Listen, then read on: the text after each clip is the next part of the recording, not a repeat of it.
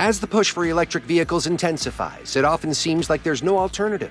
If we don't switch to EVs, we're doomed. However, recent developments suggest that governments might have jumped the gun with overly ambitious timelines for phasing out combustion engines. Due to this, Toyota's chairman is experiencing a somewhat vindicating moment. His long-held skepticism towards the wholesale rush into electric vehicles is proving profitable. Following a noticeable downturn in the EV market, the Biden administration has recalibrated its approach, moving from a forceful drive towards EVs to a more measured, systematic strategy. So what's not happening? Is this the end for EVs?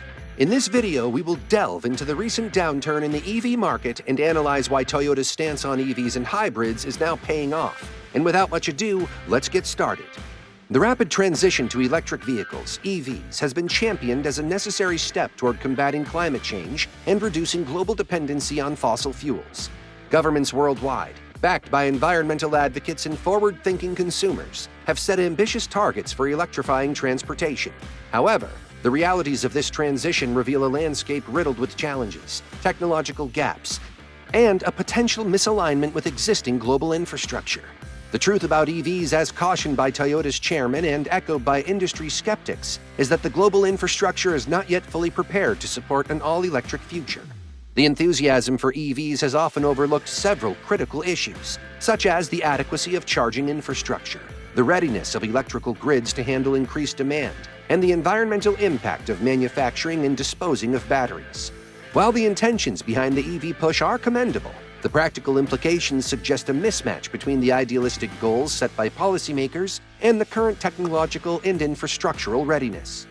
Toyota's chairman has been vocal about these concerns, warning that the swift abandonment of internal combustion engines in favor of electric vehicles might be premature.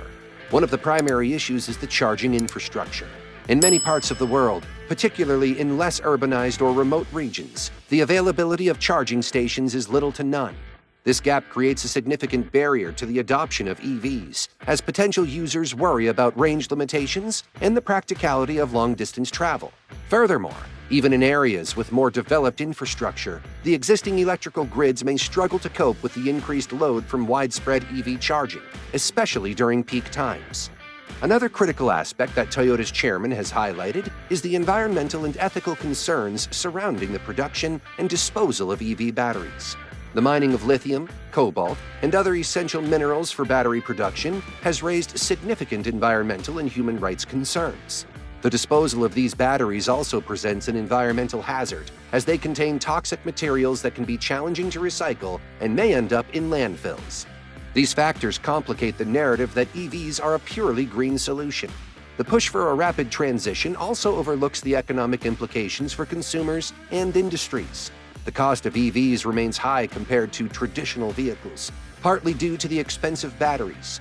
This price barrier can make EVs inaccessible to a significant portion of the global population, potentially slowing down the transition due to economic factors alone. Furthermore, industries related to traditional automotive manufacturing face significant upheavals. The switch to EV production requires new skills, technologies, and supply chains, which can lead to job losses and economic dislocation if not managed carefully. The enthusiasm surrounding the EV revolution has, in many aspects, outpaced both the technological readiness of the vehicles themselves and the actual market demand. Proponents have touted EVs as the definitive solution to the automotive industry's environmental challenges. However, a closer look reveals that both the technology and the consumer base may not be as prepared for a complete shift as the prevailing narrative suggests. This has led to concerns that the EV revolution has been overestimated, perhaps due to a combination of overly optimistic projections and underestimation of the obstacles to widespread adoption. While there have been advances, current EV batteries still fall short in terms of energy density, charging speed, life cycle, and cost compared to traditional fuel.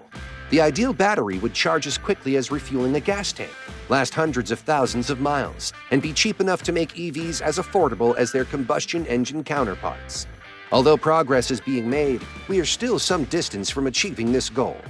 On the demand side, while there is a noticeable increase in consumer interest in EVs, it does not necessarily match the rate required for a complete turnover of the automotive market by the target dates many policymakers have set. Consumer hesitancy is still evident, largely due to concerns about vehicle range. The availability of charging stations, the higher upfront costs of EVs, and the economic implications of transitioning to a new type of vehicle. The hesitancy is further exacerbated by the economic landscape and the purchasing power of consumers, which can vary dramatically across different markets. In this context, hybrid vehicles play a critical role. Hybrids, which combine a traditional internal combustion engine with an electric motor, provide a more immediate, practical solution that can serve as a bridge while the technology and infrastructure for fully electric cars continue to develop. Hybrids offer several benefits that make them particularly appealing in the current automotive landscape. First, they are less dependent on the charging infrastructure, as they do not require charging for daily operation thanks to their fuel engines. This dual capability makes hybrids especially attractive in regions where the EV infrastructure is still underdeveloped. Second, hybrids are generally more affordable than fully electric vehicles, making them more accessible to a broader range of consumers. They also provide a way for consumers to become accustomed to electric driving technology in a less intimidating form, potentially easing the transition to fully electric vehicles in the future. Moreover, hybrids can significantly reduce emissions compared to traditional vehicles, thus contributing immediately to environmental goals. While they may not eliminate emissions as fully electric vehicles aim to do, the reduction they offer is a significant step in the right direction, particularly in the short to medium term. This makes hybrids an essential component of the overall strategy to reduce automotive emissions, acting as a realistic stepping stone in the broader transition to a fully electrified future. Now, if you're still with us this far, consider giving this video a thumbs up and subscribe to our channel for more exciting content. The EV market, while ripe with potential, is laden with significant challenges that hinder its growth and profitability. Manufacturers are grappling with the economics of EV production.